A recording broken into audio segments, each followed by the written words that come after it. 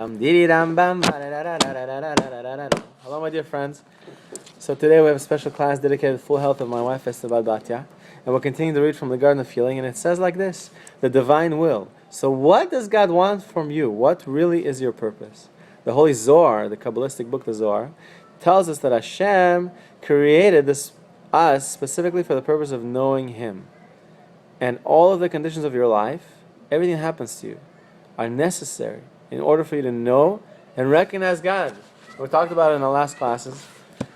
The Hashem, the whole purpose of Hashem, the whole purpose of the creation, Hashem wants you to know His mercy. Wants you to know His mercy. So when you thank and when you pray on specific things and when you get it, then you can see the mercy. You can see the good and you connect it to Him, and that's the whole purpose of the world.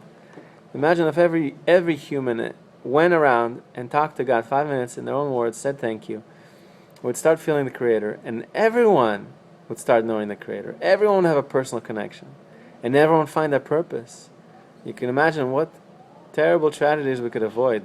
Famine, wars, everything. By knowing our purpose, no one will be depressed, no one will be anxious, no one will be afraid. We'll be knowing our purpose. And when those feelings come, we'll be able to overcome them and continue going.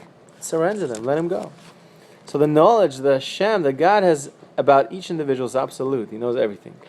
And He knows that without having gone through what you went through, you would never have come to know Him. Therefore, every single detail and occurrence in your life, as it's supposed to be, is exactly how it is. For me, the last 4 years have been absolute, from one difficulty to another. It's been very, very difficult, the most difficult years of my life. There have been challenges that are emotional challenges that I was absolutely not prepared for, and I wasn't expecting. And so, with that in mind, Baruch Hashem, with that in mind, it's been very, very difficult. Very, very difficult. But I learned so much. I learned so much from talking to Hashem. And I had to go through these difficulties to really see that I can't be fed by physical things. I can't be fed by cars or houses or dreams and physicality, physical dreams. I can only be happy when I connect everything to Hashem's mercy, like it says in His book. It says in His book, connecting to Hashem's mercy.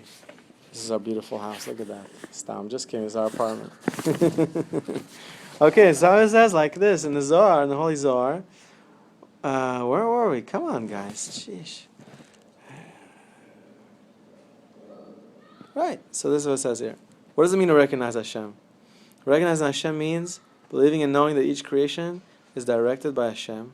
There's no creative power other than He. We don't believe in the devil. There's no such thing as a devil. No such thing as evil, because everything's from God. There's nothing that competes with God. Can you imagine the infinite creator, and then He creates something else to compete with Him? What are you talking about?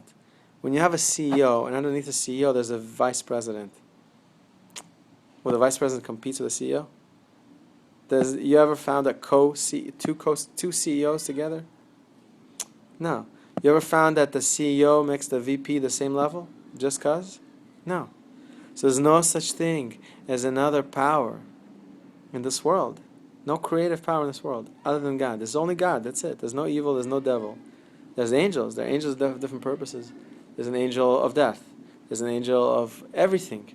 So of course, the idea of the devil, meaning that the angel is in charge of death, he's the angel of death. But we don't make a big deal. He's not fighting with God. He's doing God's will. God created